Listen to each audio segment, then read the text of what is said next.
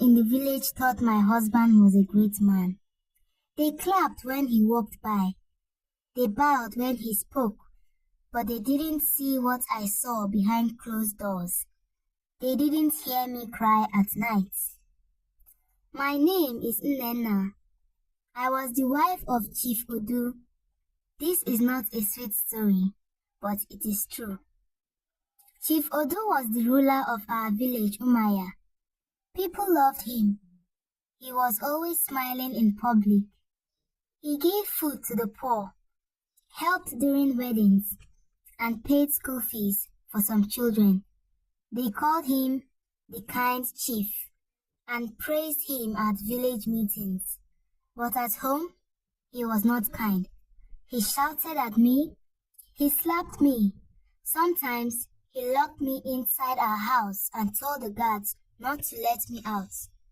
If food was not hot enough, he threw it. If I spoke too softly, he called me useless. Nobody knew. I always wore a smile in public. I covered my bruises with powder and cloths. Why didn't I tell anyone? Because I was afraid. People would not believe me. They would say, "But Chief Odu is a good man." Even my own mother said, "Just be patient, he is your husband." So, I stayed. I kept quiet. But one day, something happened. The women in the village planned a big meeting.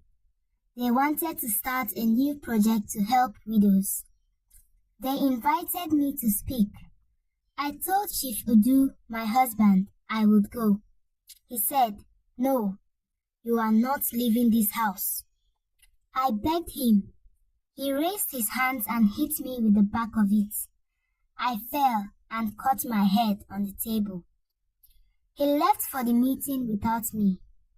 I sat there crying. My blood stained the mat. I felt pain, but also something else, anger.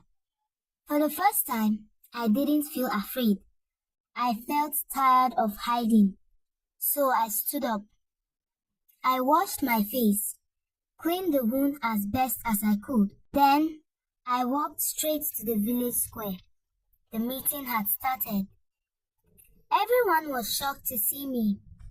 My face was swollen. The scarf couldn't hide the fresh wound. People started whispering. I walked to the front. I took the microphone and I told them everything. I told them how Chief Odu hit me, how he called me names, how I cried at night, how he smiled in public but became a monster in the house. The place was silent. Then an old woman stood up. She said, "My daughter too married a man like that. She died before we knew the truth." Another woman said, "I saw how you walked like you were in pain one day. I thought you were just tired." One by one, more women stood up. They shared their own stories they never told before. That day, something changed in our village. The elders removed Chief Odu from his seat. He was no longer chief. They said, "A man who cannot lead his own home has no right to lead a village." The council chose a new leader, a woman this time. Me? I moved out. I started teaching young girls how to speak up. I tell them, when someone hurts you in secret and smiles in public, it doesn't make them good.